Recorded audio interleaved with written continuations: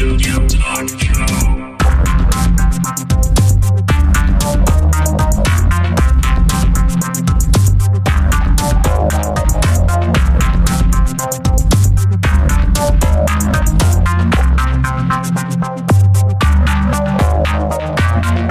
Visual Studio Talk Show.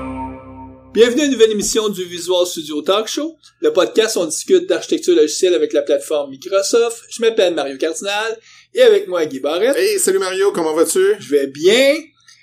On était à la conférence DevTeach. Oui. C'est toujours plaisant d'être dans une conférence. Ah bah oui, on rencontre plein de monde intéressant, des anciennes connaissances, du monde qu'on voit une fois de temps en temps, justement, lors de ces conférences-là. Puis, moi, hier, j'ai eu la chance de passer un petit peu de temps avec Scott Hanselman, OK. qui faisait qui était un peu comme le conférencier qui ouvrait La plénière. la plénière. Puis, je connais moi Scott, donc je suis allé chercher à l'aéroport, puis on se rendait compte, ça faisait comme plusieurs années, il dit, tu fais quoi? On te voit plus, parce que j'ai fait longtemps, moi, le trajet, le circuit des conférences. Ah Puis, la vie fait que je fais autre chose maintenant. Puis, Scott, il travaille chez Microsoft et il continue là, à faire le circuit des conférences. Hein? Ouais, absolument. Donc, le plaisir de prendre l'avion.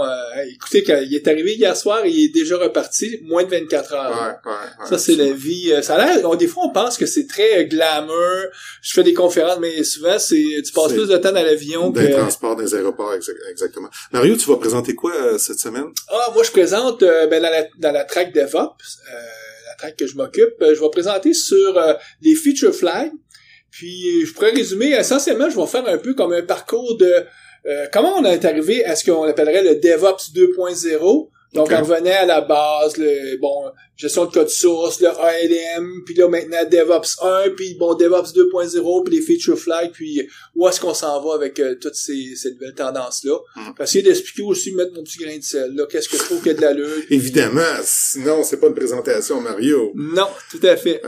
Toi, Guy, t'as présenté ce matin sur DevOps? DevOps sur Azure. En fait, c'était une introduction à Azure pour les développeurs web. C'était pour pointer sur les services qui sont intéressants pour les développeurs web. Donc, c'est une introduction. On a parlé de machines virtuelles, d'app service, de fonctions. Donc, on couvert un petit peu tout. Ça a fait comme une espèce d'intro à toutes les présentations à suivre là, sur Azure. Et notre invité aujourd'hui, Samir Bellouti. Bonjour. Hey, salut. Hello. Samir, que j'ai vu, moi, parce que j'ai participé aujourd'hui comme... j'assistais à certaines conférences. Je suis allé voir ta session parce que toi aussi, t'es conférencier à DevTeach. Oui, en fait, c'est la première fois que je participe à DevTeach, à une conférence de développement, donc c'était pas mal de stress avant. Mais, là, tu te sens relax, c'est fini. C'est comme la fin des classes, là. C'était primaire. Aujourd'hui, je suis en vacances, là, officiellement, même si demain je travaille. Et ce qui est encore plus stressant, c'est qu'on la fait pas dans notre langue de base. On fait des conférences souvent en anglais, donc c'est un double challenge. C'est pas juste de faire, en tout cas, de parler de quelque chose d'intéressant, mais c'est de le dire de la bonne façon. Oui, en effet. Oui, de le dire de la bonne façon. Là, puis des fois, on cherche nos mots, puis mais bon, c'est un défi additionnel. En fait, hier à 2h du matin, j'étais en train de répéter dans ma cuisine pour vous donner une idée du stress. Parce que le sommeil n'était pas là. Puis, mais tous les speakers vous diront, à la dernière minute, il faut surtout pas changer. Quand on fait des démos, faut pas changer notre démo. Parce que si c'est pour aller mal, ça va aller mal. C'est pour conjurer le mauvais sort, ça. C'est drôle parce que, juste faire un petit aparté, je regardais le fil de presse, le Twitter de Julie Lerman, qui mettait, elle disait justement, pourquoi j'essaie encore de changer ma démo qui marchait? Parce que là, ça marche plus, puis elle présente dans les prochains jours, en tout cas. Demain, je pense. Puis, Julie a fait toujours ça, hein. Je veux toujours m'améliorer, et à la fin, ça se trouve que ça marche plus. Parce qu'elle est toujours en train de travailler avec les derniers bits, les dernières technologies, donc... Elle est vraiment sur le fil, là. Ouais. Et il y a un prix à payer pour être sur le fil, c'est que toutes les composantes, des fois, ne fonctionnent pas bien ensemble. Toi, t'étais moins sur le fil dans la mesure où est-ce que ton sujet aujourd'hui, tu parlais, c'était sur App Insight. Oui. Qui est un nouveau service, en tout cas, de l'offre de Microsoft Azure. Ouais. Donc, on va le couvrir plus en détail. C'est quand même pas... c'est assez nouveau. Donc, parce que c'est une réécriture là, de leur produit. Oui, en fait, d'abord, j'aimerais vous remercier pour m'avoir invité au podcast. Je tenais vraiment à le faire parce que c'est ma première expérience, puis j'étais super excité quand j'ai reçu votre courriel d'invitation. Pour revenir à App Insight, en fait, il y a un certain nombre de ce qu'on appelle APM, qui sont les Application Performance Monitor, qui sont des espèces de logiciels qui se plug comme ça à IIS ou pas IIS, mais la majorité du temps on parle d'applications. C'est beaucoup utilisé dans le monde web pour monitorer justement des sites web. Exactement. Donc on va mettre ces logiciels-là, on va les installer sur le serveur web et puis ils vont nous envoyer des métriques. Il y a Rangoon, il y a j'ai oublié les noms, il y en a une couple là en tout cas sur le marché actuellement. Et Microsoft en leur version à eux, qui est App Insight, qui évidemment s'intègre dans toute la panoplie de services qui sont offerts sur Azure. Mm-hmm. Et donc c'est pour ça que nous on l'a utilisé, c'était naturel. On utilise Azure, donc on va prendre. Ça, on va parler un peu plus tard de ton expérience avec App Insight. Donc première fois que tu participes à notre podcast. Toujours la même formule. On commence par essayer de donner une chance à nos auditeurs de te connaître un peu plus. Puis, on présente rapidement la biographie. Guy me dirait, on présente rapidement, parce que moi, je peux m'étirer. Mais, puis, je te connais pas beaucoup, donc tout à l'heure, je te demandais, je dis, tu sais, est-ce que je te présente par rapport à ton métier, ou est-ce qu'on commence par comment t'as découvert l'informatique? On va partir par ce point de vue-là. T'as pas découvert l'informatique à l'école quand tu... Non. Je pense... aussi loin que je puisse me rappeler, c'était une espèce de salon de livres où j'avais acheté un petit livre sur la robotique, l'informatique à l'époque. Je parle, je vais discloser mon âge là, mais c'était dans les années 80. À partir de ce livre-là, je me rappelle, la couverture était rouge. J'ai un très bon souvenir de ce livre-là. Oh, wow. Ouais. Ça m'a comme donner la piqûre par rapport à l'informatique, par rapport aux ordinateurs. Alors après ça, je suis allé visiter des entreprises juste pour voir des Quand est-ce que tu as eu ton premier... En 1983, mon père m'a acheté un Atari 600 XL. Oh! Yes. 16 kilooctets de mémoire, c'était comme wow. Je me rappelle très bien, c'était un jeu pour mes parents, ouais. C'était pas, mon frère jouais beaucoup avec cet ordinateur-là, et quand c'était mon tour, j'enlevais les cartouches de jeu et j'essayais de programmer parce que les jeux ne m'intéressaient absolument. C'était avec des cartouches ou à l'époque même on avait comme des cassettes? Oui, j'avais les deux, des cartouches et des cassettes. Oui, parce que c'est vraiment l'écriture séquentielle dans ce cas-là. Là. Oui. Et figurez-vous, j'étais à l'époque, j'habitais en Algérie, mon pays natal, et il y avait au même moment quasiment où j'ai acheté l'ordinateur, il y avait une émission qui s'appelait Octopus. C'est une émission québécoise. On a eu ça, oui. Avec laquelle j'ai fait mes premiers pas en programmation. C'est quand même assez... wow! Ouais, la coïncidence... Avec Lise Payette! Ben oui! 20 ans ou... 20 ans après. Alors, 30 ans plus tard. 20 ans après, je me retrouve au Québec. Ben finalement, j'ai débarqué au Québec. C'est cool. Et c'est là où j'ai fait mes premiers pas vraiment d'informatique en programmation. Donc, tu l'as dit, t'es né en Algérie, donc t'as passé presque toute ton adolescence en Algérie? Oui. Donc, est-ce que t'as fait le parcours, passer par la France, après ça, le Canada, ou directement Algérie? J'ai fait ce parcours-là, j'ai pas été très original de ce point de vue-là. Donc, j'ai fait mes études en Algérie, dans une école d'ingénieur, puis après ça, je suis allé en France, j'ai fait aussi un petit peu d'études là-bas. Et par la suite, j'ai créé une entreprise, j'ai cofondé en fait 2 entreprises différentes en services informatiques, dont une qui était dans le développement web, mais à l'époque, je me rappelle quand on essayait de vendre des solutions à des hôtels, on nous disait le web là, jamais le monde va faire ses réservations via Internet. Arrêtez ça là, vous nous vendez n'importe quoi.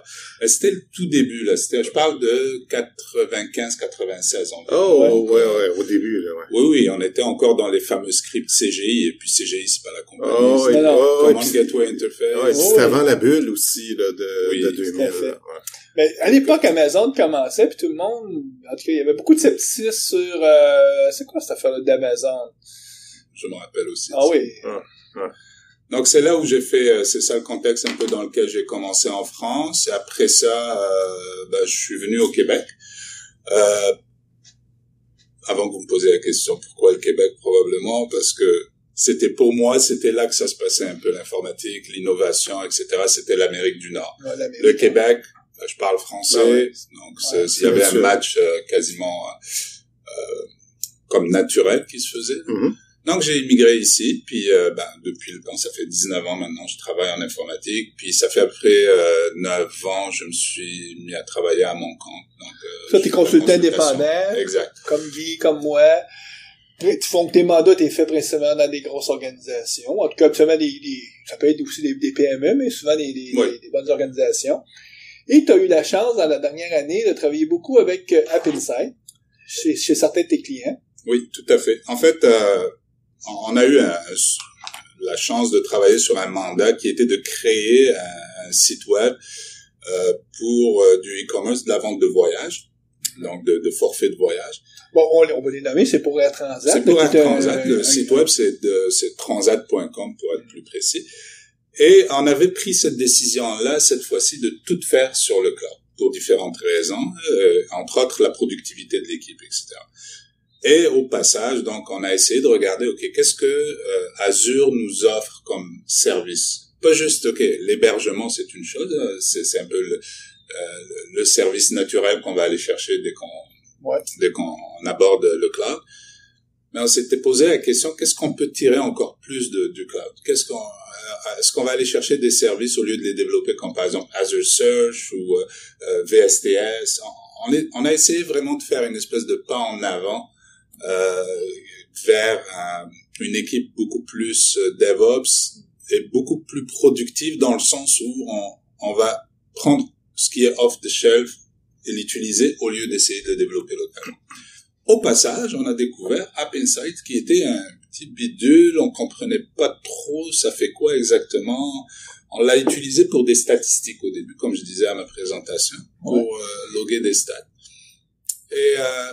Mais quand on l'a installé dans notre solution, on s'est rendu compte, en regardant un peu, on s'est rendu compte, les statistiques, finalement, c'est pas vraiment ça, son travail. Ça fait beaucoup plus que ça. Ça apporte énormément plus à l'équipe, j'allais dire, même pas en termes de business. Parce que si on regarde dans l'offre, ça fait partie de l'offre d'Azure. On peut compartimenter l'offre d'Azure en différents groupes. Il y a un groupe qui s'adresse plus aux développeurs. Un des produits forts de cette offre-là, c'est l'offre Team Services. Donc, essentiellement, tout ce qui est serveur de développement pour pouvoir définir les requis, les exigences, gérer les sources, gérer les builds, gérer les déploiements. Et à côté de ça, il y a une offre qui c'est vraiment plus tout le déploiement mobile, ce qu'il appelle le Mobile Center, si je me trompe pas, Guy. Mm-hmm. Qui aide justement à faire du déploiement vers le mobile parce que ça a ses enjeux, puis il y a une grosse demande. Et le troisième axe de cette offre-là, c'est justement l'App Insight, qui est du monitoring. Donc, la capacité de pouvoir... donc, c'est du monitoring offert sous forme de service. Oui. Mais on peut aussi l'installer localement. Je sais que t'expliquais ça, on peut aussi l'installer sur nos propres serveurs. Souvent, Microsoft font ça. L'offre Team Services, tu peux aussi l'installer sous forme TFS. Mais puis les grandes entreprises aiment ça parce que souvent, ils sont pas prêtes à faire le saut tout de A à Z de cloud. Exact. Mais à la base, c'est un service de monitoring que Microsoft fait. À la différence que quand on installe App Insight localement, on installe le client. Le serveur reste sur Azure. C'est du SaaS. Donc, je vais me loguer là-dessus pour aller voir les données. Le client, je peux aussi bien l'avoir sur un serveur IIS sur le PaaS, sur Azure, que sur ma VM à moi, localement, on-premise. Mais les données vont quand même être transférées sur le cloud. Ce qui est intéressant, c'est que la partie client de ce service-là, c'est ce qu'on installe sur notre partie serveur de notre application. Exact. Parce que le client, dans ce cas-là, c'est le navigateur web. Si on prend, par exemple, chez Transat, les clients, ils ont utilisé leur navigateur pour se brancher sur le site de Transat. Mais sur le site de Transat, vous avez installé la partie client de App Insight, qui elle-même va communiquer avec une partie service qui est hébergée sur le cloud. Exact. Et cette partie-là, ben, elle va toujours rester sur le cloud. Puis c'est là qu'il y a beaucoup d'intelligence. Oui, tout à fait. c'est un data warehouse. À mon avis, ça serait très compliqué d'avoir ça on-premise parce que c'est quand même du data warehouse. Il y a beaucoup d'intelligence artificielle pour les alertes, etc. C'est quand même un service assez complexe, là, en tant que tel. C'est intéressant parce que c'est contrairement à ce que beaucoup de gens pensent au premier regard, là, ça fait plus que du monitoring. Oui, en fait, il y a le monitoring en tant que tel, c'est vraiment la première partie. Mm-hmm. Ok, je prends les données. En fait, on a un handler qui envoie des métriques sur les temps de réponse, par exemple, pour les plus communs, là, les dépendances. Ce qu'on veut dire par dépendance, si mon application appelle un serveur SQL, par exemple, ben, automatiquement, sans même que je rentre quoi que ce soit comme code, je vais pouvoir voir que telle requête sur mon serveur web a fait appel à tel SQL Server, puis peut-être une autre API externe, etc. Donc, toutes ces informations sont en fait corrélées, sont liées entre elles. Puis ça, c'est l'offre qu'on pourrait dire classique de tous les outils d'application performance monitoring, parce que ça, c'est pas nouveau. Dans les 20 dernières années, il y a des gros joueurs qui sont dans ce marché-là. Eux offraient ce type d'offre-là. Puis où Microsoft essaie de se distinguer, c'est en jumelant toutes les capacités de leur Azure, en disant, ben, on va prendre ça, puis on va rajouter de l'intelligence. C'est là où ce qui se distingue. Et en effet, moi, il y a effectivement toute une série de services à côté de ça. Par exemple, si on prend le availability, alors, ça c'est typiquement un mélange de services dans le sens où je peux dire, ok, moi j'ai une application, j'ai une URL que j'aimerais que tu testes à toutes les 5 minutes. Puis là, Microsoft m'offre de tester ça à partir des data centers qu'ils ont de Azure, donc les différents centres à travers le monde. Et puis, bon, je peux voir est-ce que mon application était disponible pour les gens qui sont en Californie, pour les gens qui sont de l'Est des États-Unis ou en Europe, etc., à travers ces services-là. Donc, il y a effectivement un autre monde. Pour une organisation, par exemple, comme Transat, qui vend beaucoup, en tout cas, qui vendent, oui, des vols vers le sud, mais beaucoup de vols vers l'Europe. Exact. Puis les vols vers l'Europe, ça veut dire aussi des gens qui partent de l'Europe qui reviennent vers l'Amérique. Donc, eux, ils ont intérêt à vouloir voir est-ce que ma clientèle, par exemple, en Europe, a les mêmes temps de réponse ou le même plaisir à utiliser notre site web que mes clients, mon bassin naturel de clients qui est plus canadien. Exactement. On peut avec ça très facilement vérifier notre, je sais pas l'équivalent français, le SLA, le niveau de service qu'on offre à différents clients avec ce genre d'outils-là. En effet, oui. Et puis à travers le fait qu'on puisse choisir les régions à partir desquelles on teste notre site, ça permet de simuler effectivement ce que l'usager à Paris ou à Madrid va voir par rapport à l'usager de Québec, qui peut-être lui verra un temps de réponse super rapide, mais l'autre va être un peu plus lent, et ainsi de suite. Donc, avec un produit comme AppInsight, tu vas pouvoir prendre ces mesures-là, ou en tout cas collecter cette information-là. Est-ce que le produit il peut aussi aider pour les développeurs, par exemple, quand que j'ai des défauts, j'ai quelque chose, j'ai un service qui fonctionne pas, est-ce que le produit va nous permettre de pouvoir rapidement nous faciliter la tâche pour ça? Nous dans notre expérience là à travers notre utilisation, justement, j'expliquais dans la présentation ce matin qu'on a eu un cas comme ça où on utilisait un storage account sur Azure. Et on l'utilisait mal, en fait, hein. On utilisait une méthode qui allait checker qui allait vérifier, donc, est-ce qu'il y a certaines données, puis on regardait, si la donnée existe, on la remplace, si elle n'existe pas, on la crée. C'est typique, là, et en fait, en regardant dans AppInsight, en faisant du monitoring sur notre environnement de dev, on s'est rendu compte que, le Azure Storage, il remontait plusieurs erreurs. Des erreurs 404, parce que, en fait, notre première vérification si l'information existe ou pas, renvoyait beaucoup d'erreurs, étant donné que, quand c'est un nouvel usager, l'information n'existe pas. Donc, HTTP 404 veut dire not found. Donc, la ressource n'était pas URL que vous frappiez. Et ça nous a poussé à faire quoi? C'est, en voyant ce taux d'erreur élevé, ça nous a poussé à regarder un peu, ok, c'est-tu la bonne façon d'utiliser le Azure Storage? Puis je me rappelais très bien d'une autre chose que j'avais lu, c'était que Azure Storage, c'est aussi, chaque fois qu'on va lire là-dessus, etc., on paye parce que c'est un out. Ça aussi, on prend ça en considération. C'est la transaction. Ouais, c'est ça. On prend ça en considération quand on est sur Azure. Et là, en regardant la documentation un peu mieux, on s'est rendu compte qu'il y avait une autre méthode qui faisait le insert or replace en quelque sorte. Donc, soit j'insère la donnée si elle n'existe pas ou je la replace. Donc là, on a diminué nos nombres d'erreurs. On a, du même coup, c'est sûr, diminué le coût parce qu'on transmet moins de données. Et au niveau performance, parce qu'au lieu de faire 2 appels, dont un qui est erroné, on en fait un seul. Donc tout ça fait que notre bout de code, qui n'était pas encore parti en production, au passage, jamais utilisé en production encore, on était en mode dev, on a pu détecter un problème potentiel qui aurait eu de l'impact à différents niveaux au moment où on l'aurait mis en production. Ça c'est super intéressant parce que vous avez pris le temps d'analyser la télémétrie qu'App Insight vous donnait, puis d'essayer de trouver les raisons du problème, puis trouver une solution. Donc, ça permet aussi de, je dirais pas débugger notre application, mais d'améliorer notre application. Oui, tout à fait. Historiquement, en fait, quand on a commencé à utiliser App Insight, si vous allez sur transat.com, je me rappelle notre besoin d'affaires numéro 1 que notre client nous avait demandé, c'était je veux des temps de réponse au niveau de la recherche. Quand je fais une recherche standard, ce qu'on appelle une recherche standard de forfait, je veux un temps de réponse de moins d'1 seconde. Parce que c'est connu. Si tu cherches un voyage, ça prend 7-8 secondes, le client il est déjà parti. Exact. Il reste pas devant l'écran longtemps. On avait ce challenge-là.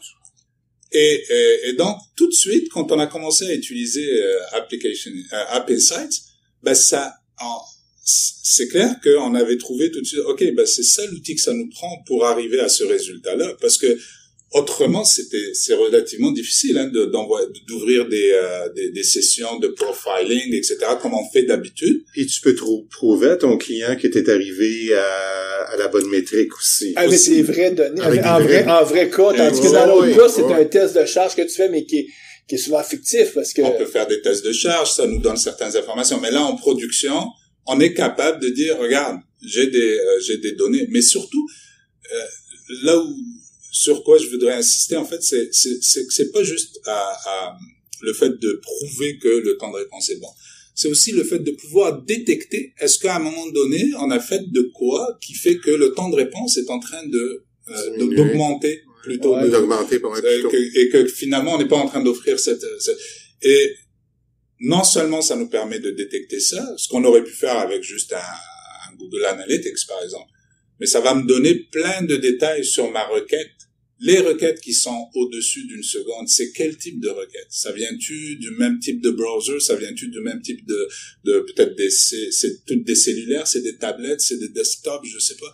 Mais App Insight nous donne déjà d'emblée cette information-là. Donc, je suis capable de faire de la segmentation. Tu viens de parler de Google Analytics. Est-ce qu'on peut dire que App Insight offre les mêmes types de services que Google Analytics?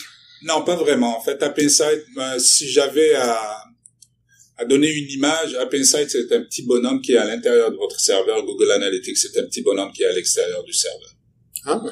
Donc, puis le petit bonhomme qui est à l'extérieur du serveur, il est plus un profil de quelqu'un de marketing-vente. Exactement. Tandis que le petit bonhomme qui est à l'intérieur du serveur pour App Insight, c'est un développeur...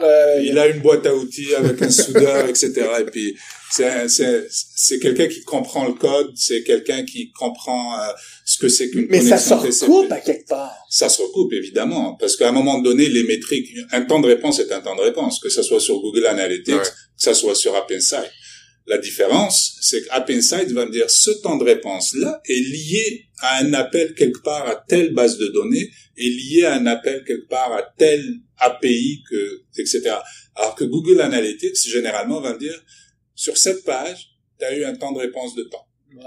Sans comprendre qu'est-ce qu'il y avait en arrière. Sans comprendre tous les liens avec les composantes, parce que Google Analytics, de toute façon, il part du JavaScript et il part pas du code de souvent, les gens de marketing, nous autres, vont s'intéresser plus à l'usage ou en tout cas au chemin que quelqu'un fait dans le site. Exact. Est-ce que ce type de parcours-là, on peut le faire aussi avec... Tout à fait. Tout à fait, on peut le faire. Donc, on pourrait, si on voudrait, pas prendre du tout Google Analytics et prendre l'offre de Microsoft pour le faire. La contrepartie, c'est est-ce qu'on aurait les mêmes écrans, les mêmes portails par défaut? Justement, c'est là le problème, c'est qu'on a les données, La plupart des données, on les a. Par contre, on n'a pas tous les dashboards, on n'a pas toute l'interface pour manipuler ces données-là. Donc, nous, en tant que développeurs, on pourrait écrire des requêtes très complexes qui permettraient de faire un peu la même chose que Google Analytics. Et encore là, si je fais ma requête puis que le gars de business me dit non, mais j'aimerais segmenter mes usagers de telle manière ou sur tel autre critère, ben, il faut que j'aille modifier ma requête. J'ai pas une interface qui permet de faire ça. Il y a quelque chose d'un peu incongru à essayer de convaincre les gens de marketing. Oublie l'outil que tu utilises depuis 10 ans puis prends un nouvel outil. Ils sont habitués avec Google Analytics, ça fait bien le job. Ouais. Donc, on faut plus voir les deux comme étant ils travaillent ensemble. Ils travaillent pas un contre l'autre. Ouais. Tout à fait. Moi, ce que je dis tout le temps, en fait, c'est que nous autres, en tout cas, dans notre cas, on utilise les deux encore. Puis, il n'a jamais été question, d'aucune manière que ce soit, d'enlever l'un ou l'autre. Parce que pour nous, ils ont un but complètement, ils ont d'abord comment dire, c'est destiné à des personnes complètement différentes. Il y en a un qui est destiné à l'équipe de développement, puis l'autre qui est destiné à l'équipe plus de marketing, etc. Donc, si on parle d'équipe de développement, qui est la clientèle cible de App Insight, une des choses que toutes les équipes en tout cas, que tout développeur met en place assez rapidement, c'est ça me prend une stratégie pour faire du logging, pour savoir où est-ce que l'application, et surtout s'il y a quelque chose qui va mal, que je puisse au moins laisser une trace quelque part. Surtout si l'application est dans le cloud. Donc, est-ce que App Insight offre aussi cette offre de service-là ou c'est pas le but? Ben, ça offre ce service-là. Ça offre à différentes façons d'ailleurs. Bon, commençons par les exceptions. On a déjà, de manière native, App Insight, il a une table d'exceptions.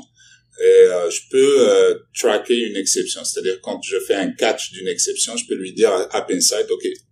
Donc, mon code qui roule sur le serveur dans AIS, il y a une exception qui est générée. On peut s'assurer qu'App Insight va le savoir puis que parce que souvent, à la suite d'une exception, peut-être que le cloud va fermer en tout cas cette instance-là, repartir une autre, puis là, on perdrait la trace complètement, mais nous, on perd pas la trace parce que c'est stocké. Puis surtout, il y a pas grand-chose à faire du côté de code pour avoir tous les bénéfices. Côté code, si l'exception, tu l'attrapes pas, c'est sûr que App Insight va l'attraper, va la mettre. Si on attrape l'exception, il faut appeler l'API de App Insight, qui est en fait une ligne de code. Hein, c'est pas ben compliqué.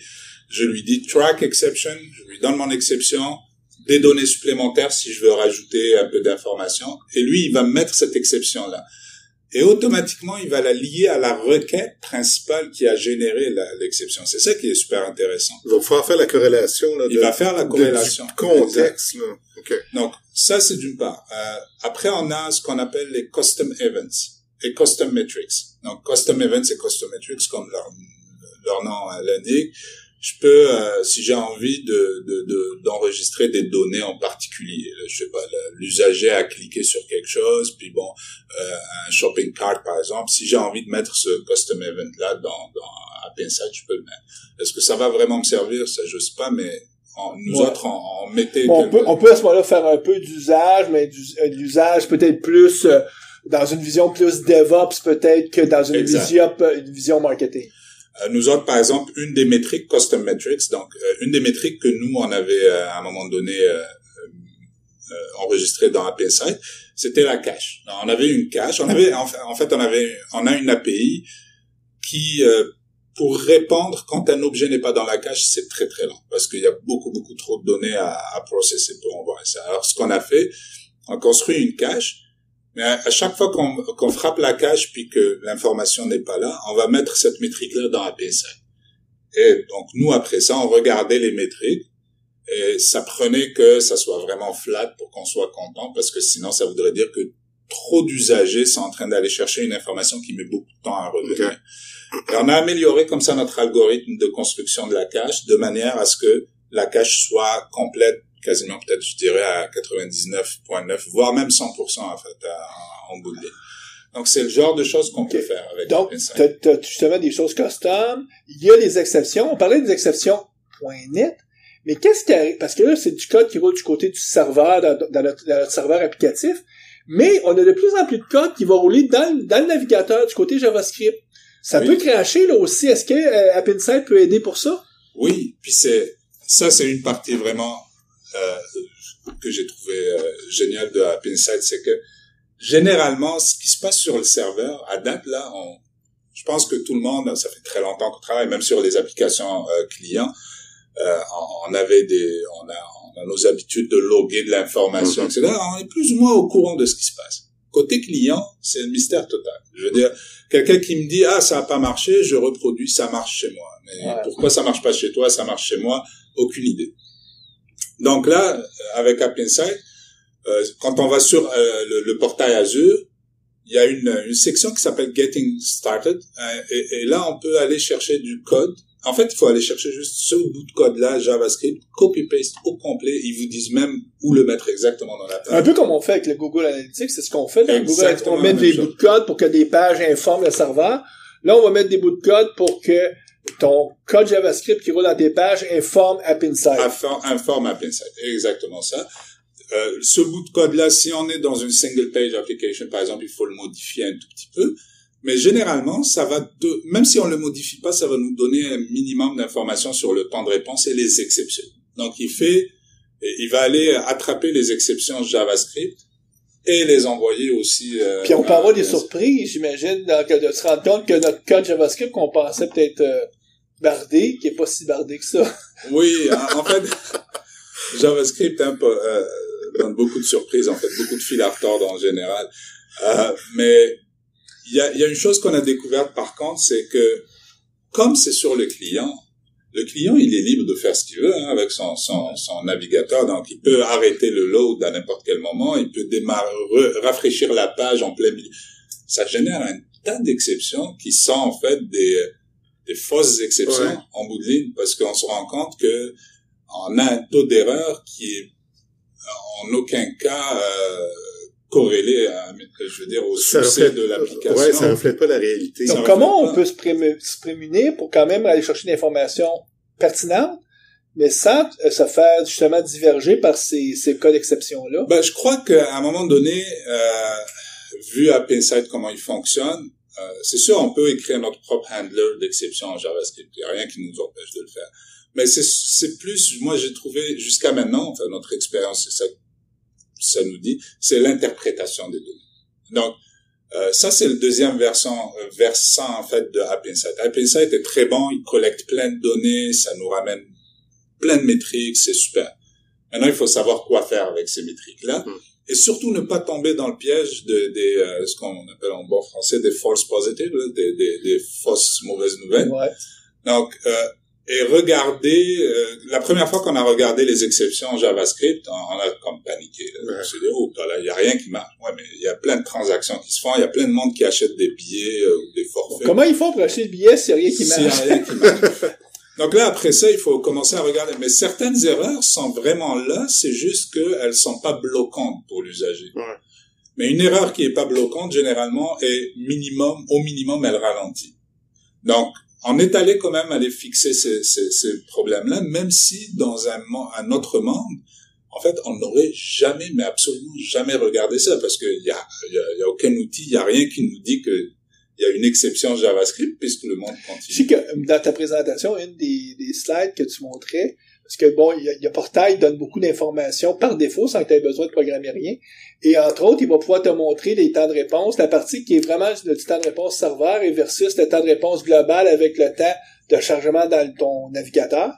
Ouais. Et ça peut être assez surprenant comment, des fois, tu as quasiment un ratio de 1:8 ou 1:9, c'est-à-dire que le navigateur peut être beaucoup plus lent puis c'est pas forcément ton serveur faut que t'améliores à ce moment-là, c'est ton code client. Exact. Alors ça, c'était un cas aussi qu'on a vu et puis qui a été très intéressant techniquement parlant, parce que quand on parle temps de réponse, la première chose qu'on fait, on va regarder notre code. Si tu SQL Server, si tu autre chose, le code qui est mal écrit. Mais là, on voyait bien ce graphe-là donne en fait une espèce de pile, un stack, où on voit le temps de réponse réseau, le temps de réponse du serveur, le temps de réponse du client, en fait, comment il fait le rendering de la page. Et dans notre cas, le rendering était beaucoup plus élevé que tout le reste. Bon, c'est connu à quelque part que le DOM dans le navigateur, c'est lent. C'est d'ailleurs pour ça que Facebook ont créé Reactive, parce que justement, rafraîchir des pages, c'est toujours été un problème là, avec les Il y a une réalité. Nous, on utilise de Angular. Donc, ce qui fait qu'on utilise aussi, parallèlement à Angular, beaucoup d'API, une architecture en microservices. Donc, c'est normal, à quelque part, que le temps de réponse du serveur soit plus rapide. Il fait pas grand-chose, le serveur. Il fait plus le rendering du HTML, etc. Il retourne le minimum. Puis, donc, c'est tout à fait normal, effectivement. Puis, il y a aussi autre chose qu'il faut prendre en considération. Il y a beaucoup de gens qui sont sur mobile.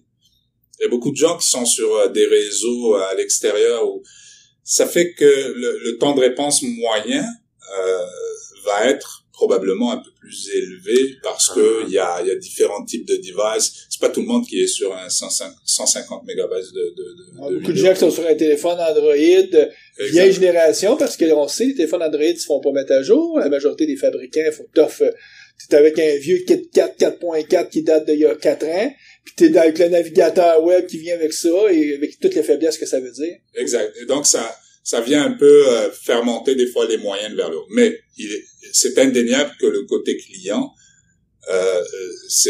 on a beaucoup d'expérience. Je veux dire, historiquement parlant, on a beaucoup d'expérience en tant qu'informaticien à améliorer les performances de tout ce qui est serveur. Le monde JavaScript est relativement récent. Je dis bien relativement par rapport à l'informatique. Donc, je me rappelle encore, il n'y a pas si longtemps que ça, le côté client, on faisait pas vraiment de profiling là-dessus. On regardait pas la performance. C'était comme un acquis. Là. Regarde, c'est le serveur le plus important, le côté client. Oui, parce que le client, lui, il fait juste prendre une page, puis il rafraîchit, puis il n'y a pas d'intelligence. Récemment, on a une section du site qu'on a développée avec Angular 4. Et récemment, on a passé plusieurs semaines, en fait, des personnes à juste travailler sur la performance du startup de l'application. Ça a donné des résultats extraordinaires, là, en utilisant AOT, etc. Mais c'était parce que aussi, on s'était rendu compte à travers nos métriques que l'application prenait trop de temps. Le serveur répondait vite, tout loadait assez vite, mais pour que l'usager, notre client, voit la page s'afficher, ça prenait un petit délai.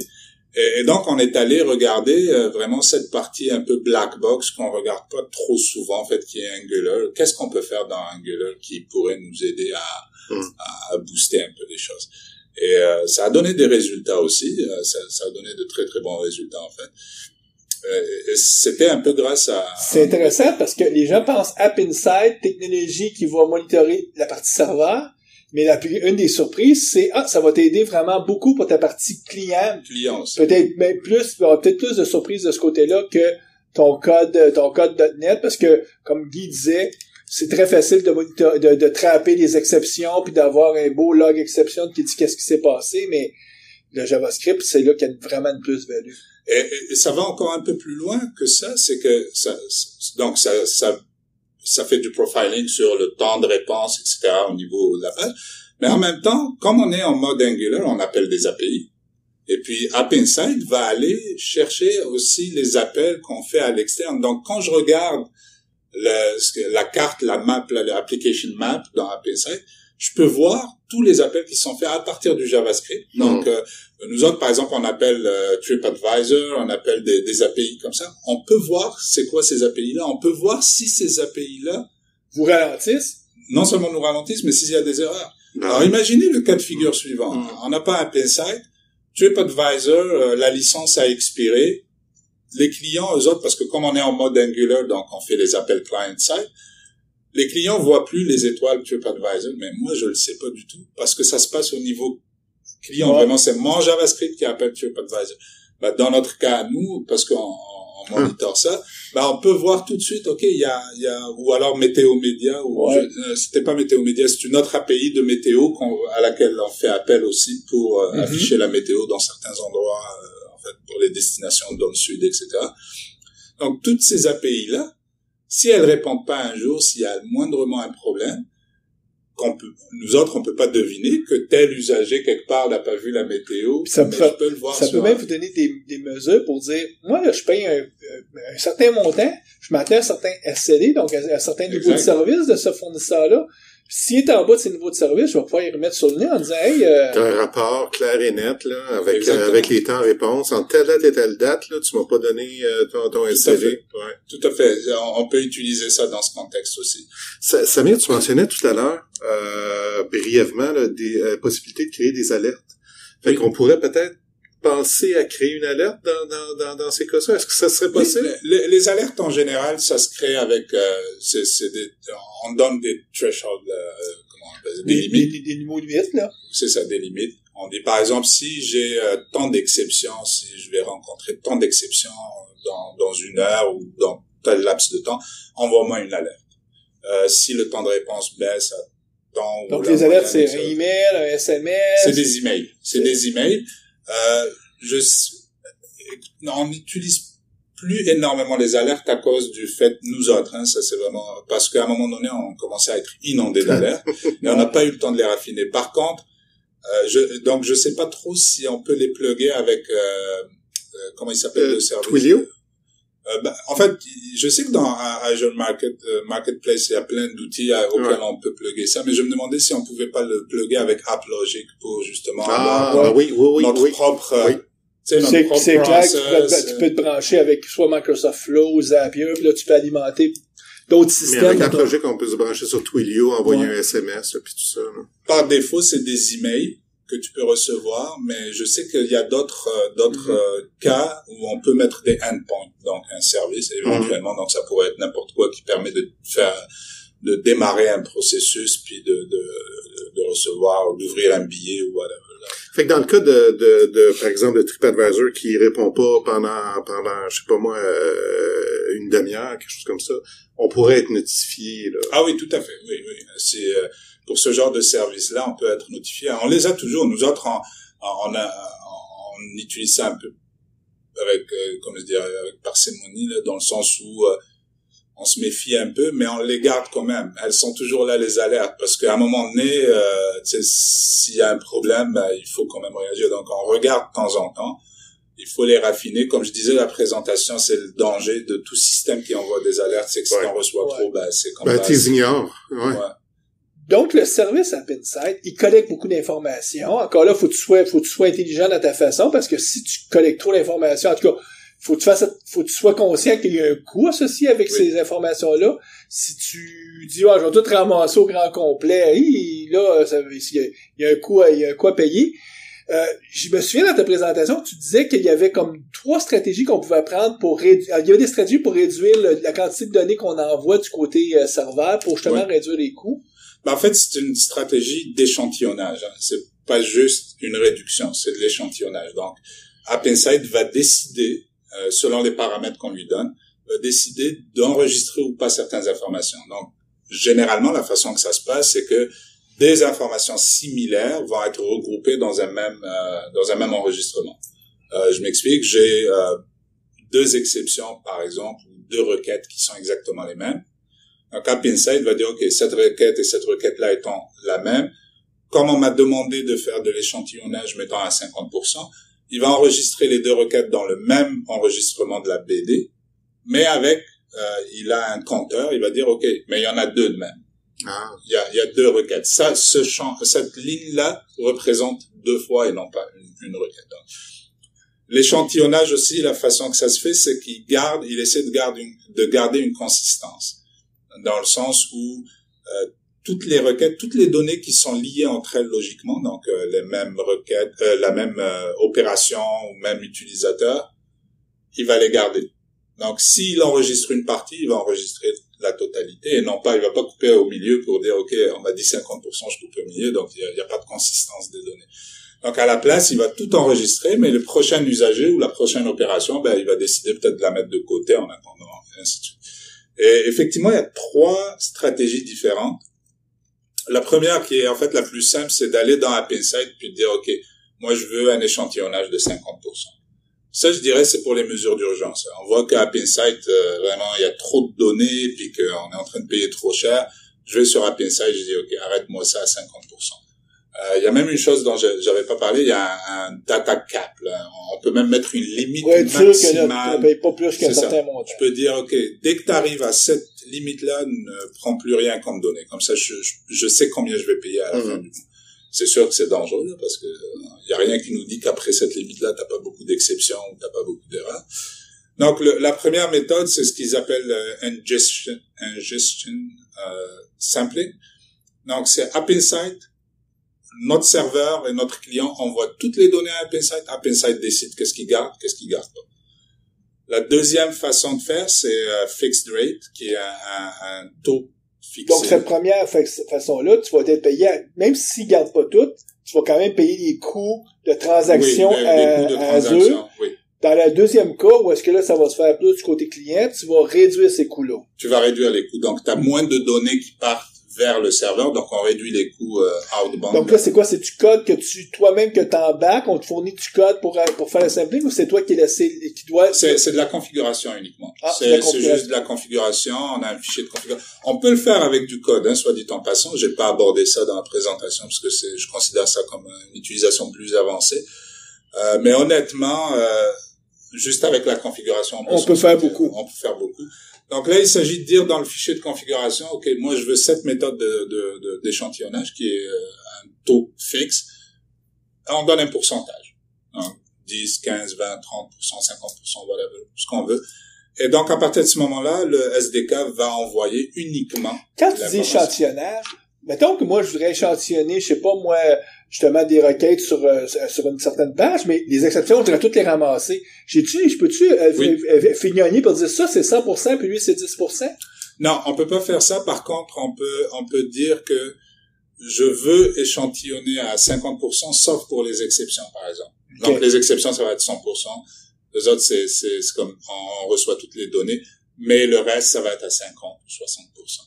C'est généralement, c'est une bonne pratique parce que les exceptions, c'est quand même assez critique. Hein. Ouais. On veut pas en échapper. Surtout lorsqu'on est dans la phase, en tout cas, peut-être en production. Oui, on voudrait les trapper avant. Donc, quand on est en phase de développement et tout. Exactement. Donc, les exceptions, peut-être il y a des custom events, des événements qu'on crée nous-mêmes.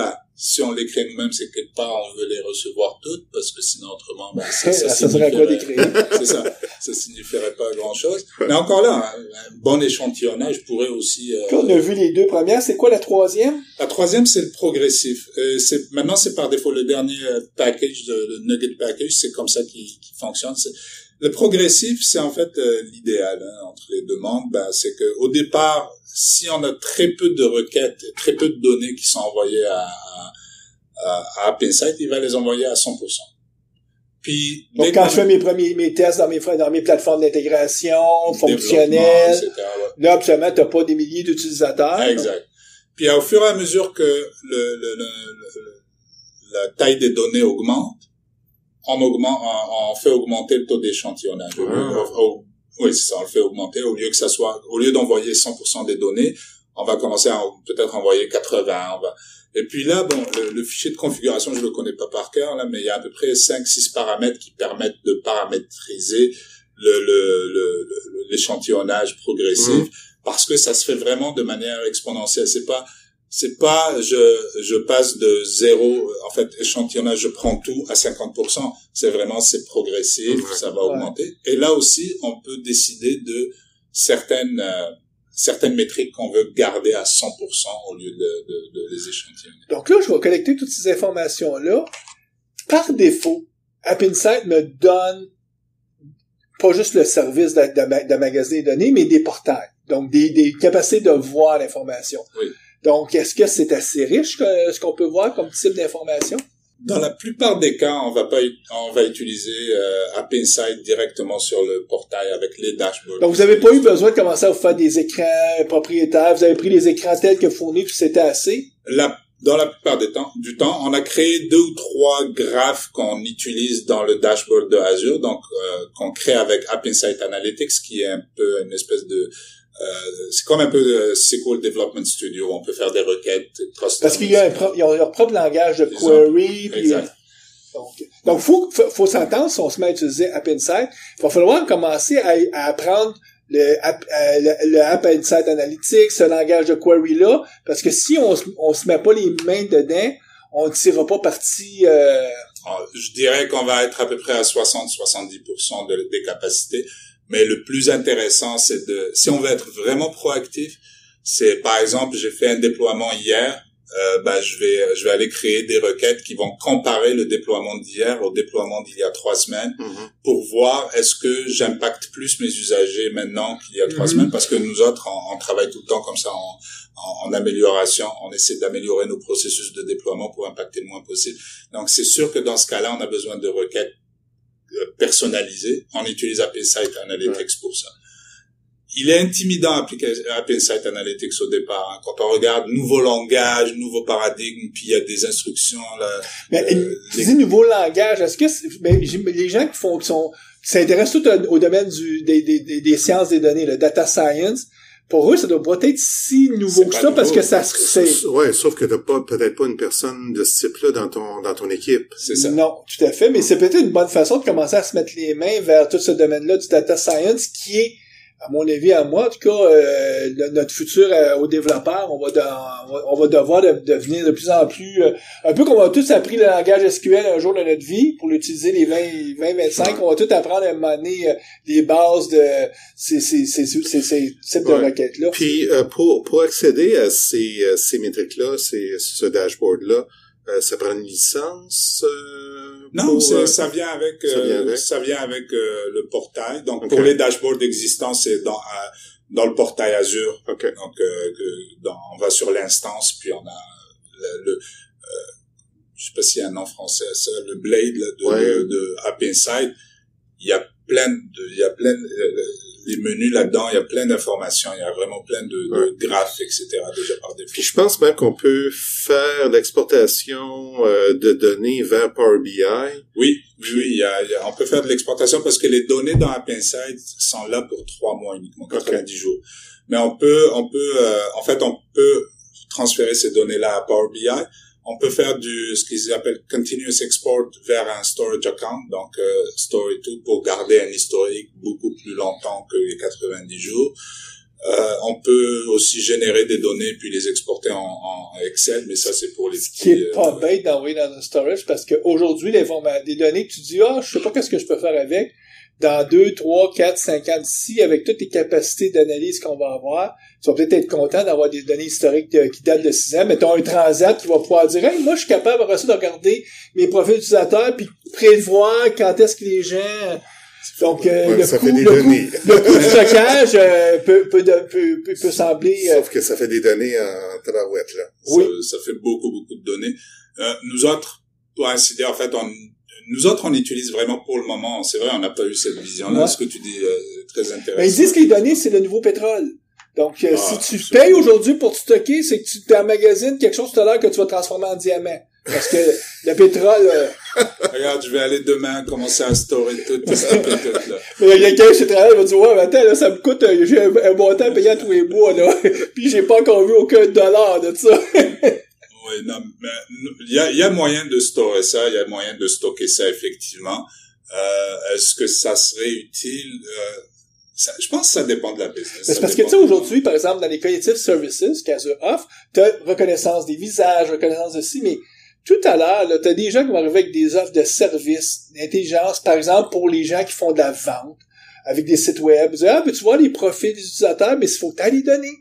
Puis là, si tu commences à acheter ça, tu dis, je vais commencer à ramasser des données, mais si tu as des données historiques, tu peux prendre l'avantage de tes compétiteurs. Ouais, mais c'est peut-être plus des données, dans le cas d'App Insight, qui sont plus utiles aux développeurs, là. On s'entend, c'est clair, là, son image est très bonne. Mais, il y a moyen peut-être de prendre ces données-là puis en faire quelque chose d'autre. Peut-être, ouais. Un peu comme les gens font aujourd'hui avec Google Analytics. Ils prennent ces données-là puis ils essaient de les stocker parce qu'il y a des outils maintenant que tu peux acheter puis là, tu t'alimentes avec Google Analytics puis ça te redonne un autre oomph vers autre chose. Ouais, j'ai écouté un podcast, je pense, c'était, si je me trompe pas, .NET Rocks, où il y avait un gars qui parlait justement de quelque chose qu'il avait fait avec VSTS d'un bord. Donc, les check-in, Git, voir un peu tout ce qu'il y a eu comme check-in. Et Google Analytics, App Insight, excusez-moi, de l'autre bord. Et je sais pas comment il l'a fait. Je lui ai écrit, il a jamais répondu. Mais en fait, il disait qu'il arrivait à un certain moment à plus ou moins prévoir avec des statistiques qu'il allait y avoir des bugs en production sur tel ou tel module. Parce que, justement, il analysait avec de l'intelligence, etc., toutes les données. Il regardait son churn des données. Tout l'historique. Chaque fois qu'on touche du code à tel et tel endroit, on avait des bugs ou des exceptions qu'il voyait dans AppInsight. Et en corrélant le tout, il arrive c'est ce qu'il disait en tout cas, c'est qu'il arrivait à avoir des stats qui disaient, on a à peu près 50% de chance d'avoir un bug à tel endroit. C'est un peu comme la compagnie qui fabrique puis maintient les ascenseurs, là, qui est capable maintenant avec les petits devices IoT, là, qui récoltent l'information, qui est capable de dire qui fait de la maintenance préventive, là, qui est capable de dire cet ascenseur là dans un mois il va avoir telle pièce à changer. C'est exactement le même principe. Wow! C'est au niveau du code. C'est au niveau du code, puis ce que ça te permettrait de faire éventuellement, c'est d'orienter ton QA. De dire, écoute, là, je pense qu'on va avoir plus 60% de chances d'avoir des exceptions ou des erreurs dans tel module ou tel endroit. Il faut avoir les yeux vigilants, là. Il faut avoir les yeux vigilants. Maintenant, ça doit demander quand même pas mal de travail de mettre ça en place. Ça fait presque plus qu'une demi-heure là, qu'on fait le tour de toute cette offre-là. On parle que c'est ciblé pour les développeurs. Développeur veut dire équipe. Est-ce que ça change aussi la façon que les équipes vont travailler avec ces produits-là? Moi, je pense que oui. Il y a en fait deux choses à considérer. C'est oui, ça a un impact. On a du feedback, on a des métriques. Ce n'est plus, je pense que le site web est ralenti ou chez moi, ça marche. Je peux vérifier tout de suite. Si ça n'a pas fonctionné, je peux voir tout de suite avec que des ça faits. n'a pas fonctionné. C'est pas je pense, c'est des faits, c'est factuel. Avec le nombre de fois que ça a failé, avec le temps de réponse que c'est. Donc ça nous donne des métriques sur lesquelles on peut se baser pour investiguer, pour aller chercher en fait qu'est-ce qui s'est passé réellement. L'autre facette, c'est que évidemment, AppInsight en tant que tel, c'est un outil. Comme tout outil, si on n'a pas la discipline de l'utiliser correctement, on va pas en tirer le maximum. Ce que je veux dire par là, c'est que je racontais tout à l'heure l'histoire du storage account, on a trouvé des erreurs 404. Ça, c'est ce qu'on appelle de la discipline, c'est de pousser les développeurs à changer leur façon de faire. C'est un peu comme quand test-driven development est arrivé. C'est que c'est un peu difficile des fois de pousser le monde et puis leur faire adopter de nouvelles façons de faire.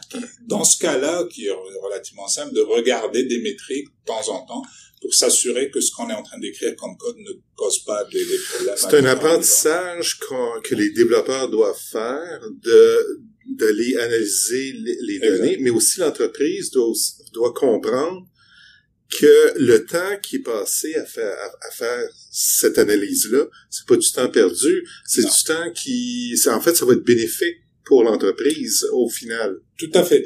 En général, en tout cas, mon expérience m'a montré que quand on a des résultats concrets, c'est-à-dire que, par exemple, AppInsight, quand on passe du temps là-dessus, puis on sort des stats, puis qu'en bout de ligne, on va corriger des vrais bugs, il n'y a aucune entreprise qui est, surtout dans le cas où on est, par exemple, là où je suis dans l'e-commerce, qui va dire pourquoi tu as passé le temps. Pourquoi tu es en train de regarder ça? Généralement, le monde, ils aiment ça que on soit proactif puis qu'on sorte les issues avant que ça tombe chez l'usager.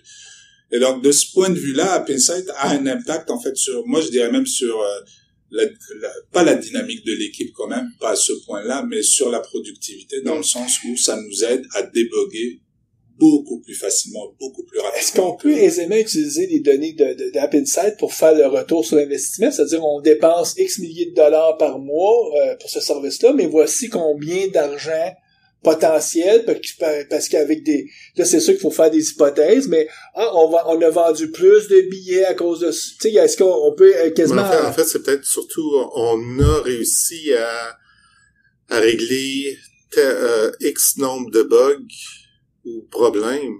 Nous autres, on l'utilise plus, effectivement. Notre retour sur investissement en tant qu'équipe de développement, on le voit plus en nombre, en qualité du service qu'on offre. Donc, effectivement, on a des graphes qui nous donnent sur notre dashboard de VSTS, donc de Team Foundation, on a des graphes qui donnent le nombre d'exceptions qu'on a sur les différentes API, sur les différents services qu'on développe. qui viennent de la prod.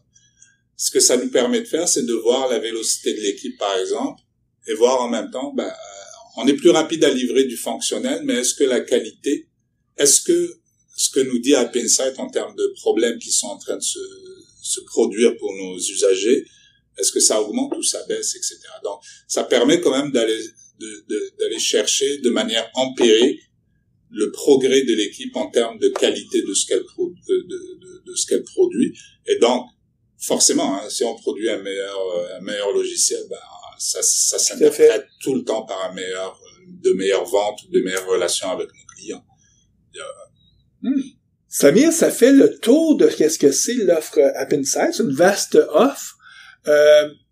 Nous, nos auditeurs, j'espère qu'il y en a qui sont convaincus que ça pourrait être utile s'ils n'utilisent pas déjà, que ça pourrait être utile pour monitorer leur application web. S'ils veulent commencer, bon, c'est sûr qu'ils vont sur le site de App Insight. Donc là, si tu vas sur tu tapes App Insight Azure, tu vas rapidement trouver le lien, mais on va mettre d'autres le lien. Mais est-ce qu'il y a d'autres informations que tu leur recommanderais de consulter? Il y a différents liens, en fait, que je vous donnerai. Il y a un lien qui explique, c'est pas lié directement à App Insight, mais comment interpréter les données d'une manière générale entre pourcentage et puis les moyennes, etc. C'est un peu de statistiques qui sont très importantes. Ouais, faut comme avoir un peu une base en statistique pour comprendre les données. Si on veut aller un peu plus loin dans l'analyse des données. Autrement, effectivement, la documentation de Microsoft est très très bonne là-dessus. Et puis vous avez aussi sur GitHub le code source de tout App Insight, donc le SDK, qui peut être utile. Nous autres, on l'a regardé un peu pour comprendre comment certains morceaux fonctionnaient et s'assurer que c'était asynchrone, etc. Quand on a quelqu'un d'autre, on dit, allez voir le code source, ça va nous dire la vérité. Ça va nous dire la vérité. Voilà, quoi. Sinon, mais Microsoft a une très très bonne documentation. On va mettre, tu vas nous fournir tes liens, puis on va les mettre, nous, sur la page. Puis, écoute, merci beaucoup. Oui, merci. Ouais, ça a été un bon overview d'App Insight. C'est moi qui vous remercie. Merci beaucoup de m'avoir reçu à votre show. Puis nous, on va souhaiter bonne programmation à nos auditeurs et on les revoit le mois prochain. Au revoir.